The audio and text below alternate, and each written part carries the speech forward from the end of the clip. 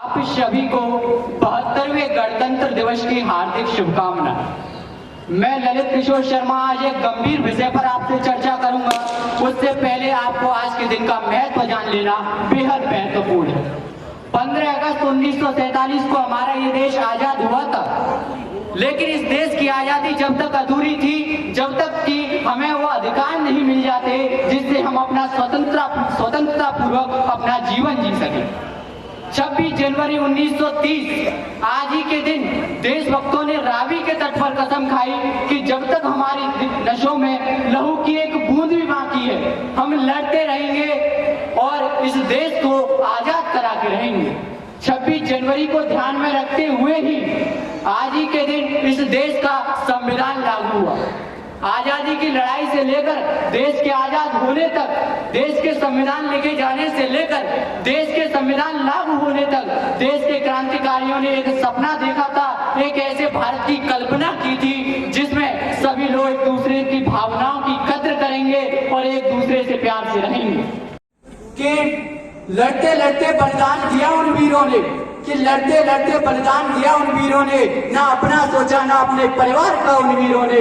कौन कहता है कुछ न दिया उन वीरों ने, देश को मजबूत सशक्त संविधान दिया उन वीरों ने। इस देश के स्वतंत्रता लागू होने के बाद एक विशेष जो संविधान में कहा गया वो थी नारियों की सुरक्षा की बात। लेकिन बड़ा दुर्भाग्यपूर्ण है कि आज हमारे भारत देश में नारियों की सुरक्षा किस प्रकार है ये हम सबके सामने है।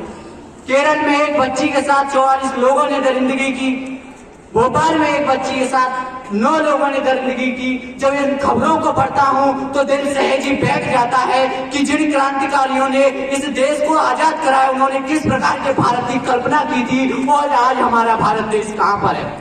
केवल मोमबत्तियां लेकर खड़े होना यही हमारी राजनीति, यही हमारी मानसिकता नहीं है। हमें इस देश में परिवर्तन लाना है तो आगे आना पड़ेगा, जब भी हमारे उन देश के क्रांतिकारी शहीदों का सपना पूरा होगा। एक सवाल और उठता है मुझ पर कि लोग कहते हैं तुम श्रृंगार क्यों नहीं दिखते हो, कि उम्र है अभी श्रृंगार की।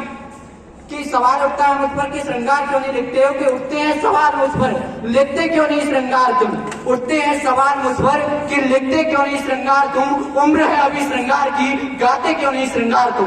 तो मेरा एक जवाब है कि लिखने बैठता हूँ श्रृंगार तो एक अंदर एक बेचैनी सी होती है, कि लिखने बैठता हूँ श्रृंगार तो अंदर एक बेचैनी सी होती है। आंखों में एक तस्वीर बनती जैसे मानो माए किसी की रोती है।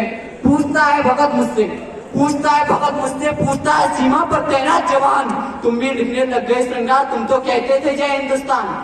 जो लोग मुझ पर सवाल उठाते हैं उनसे एक सवाल मैं भी पूछना चाहता हूँ कि लिखने लग जाऊं मैं श्रृंगार, कि जहां नंगे बदन किसान मरे, जहां नंगे बदन किसान मरे सरेआम बेटियों की बोलियां लगे, जहां नंगे बदन किसान मरे सरेआम बेटियों की बोलियां लगे, तो मुझ पर सवाल उठाने वालों अभी तुम भी बताओ कि कैसे मैं श्रृंगार लिखूं, कैसे मैं श्रृंगार लिखूं। जय हिंद, जय भारत।